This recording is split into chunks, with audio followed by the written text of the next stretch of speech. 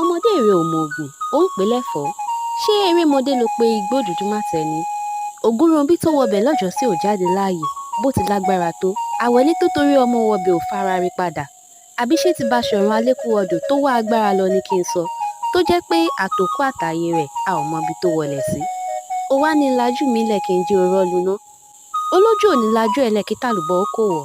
Láíláí wọn ò lè gbà kó lọ sínú igbó àìwọ̀ ọ̀hún lójú ẹ̀mí mi. Àwọn ohun tí Ifádípẹ̀ wí fún ọmọ rẹ̀ rèé nígbà tí ìyún sọ fún un pé òun ṣetán láti wọ inú igbó Òdùdùmátẹ̀ nítorí Ṣẹ̀gilọlá. Lẹ́yìn ọ̀pọ̀lọpọ̀ ìsìpẹ̀ àti ìlérí pé òun ó rí dájú pé òun padà jáde láàyè, Ifádípẹ̀ gbà láti jẹ́ kí Fálékè wọ inú igbó ọ̀hún. Àmọ́ kí ó tó lọ, Ifádípẹ̀ rí dájú pé ó lo ọjọ́ 7 gbáko nínú àgbo ìkòkò agbára. Lẹ́yìn náà ni ó sì kì í nílọ̀ gidigidi pé kò gbọdọ̀ dábàá pé òun fẹ́ jẹ àbí mu ohunkóhun nínú igbó náà